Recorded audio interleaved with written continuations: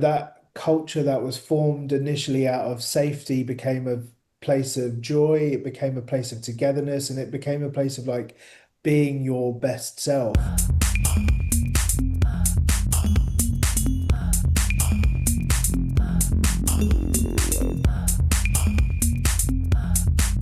Hi everyone, it's Silas from AsianCultureVulture.com. Thanks for joining me. How are you doing? We'll be talking about a new mixed reality immersive exhibition where you have to wear a headset.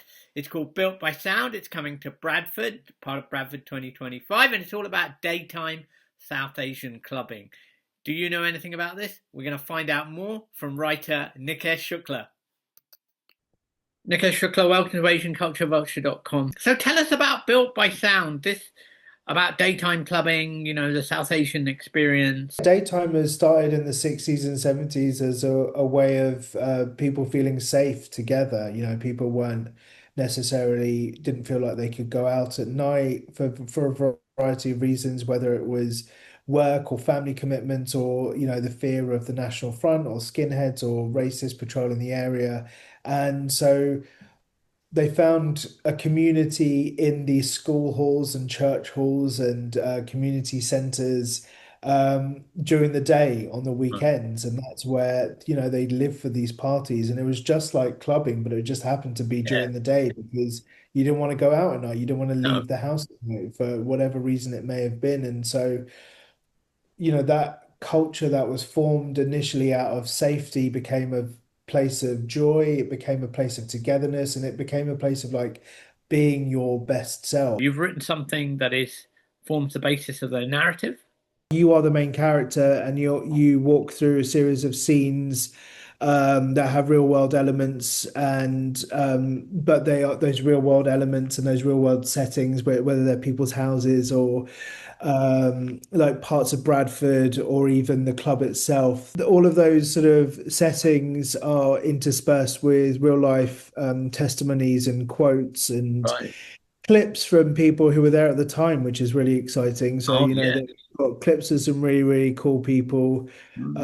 Um, and yeah, it's all narrated by Anita Rani, which, obviously, given that it's a Bradford event, you can't not have incredible people like Anita No, Rani involved. absolutely.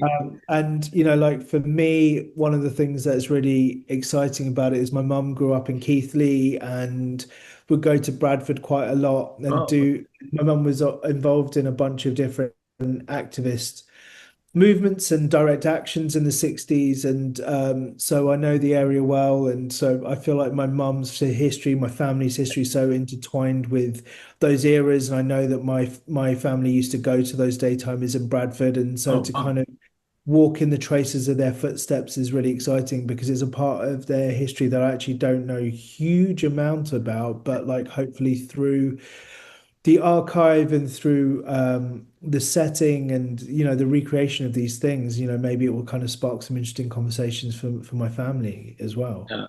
The culture has seemed to have shifted a little bit, especially in the last 5 years, and we've seemed to be fighting some of the battles we fought 20 years ago.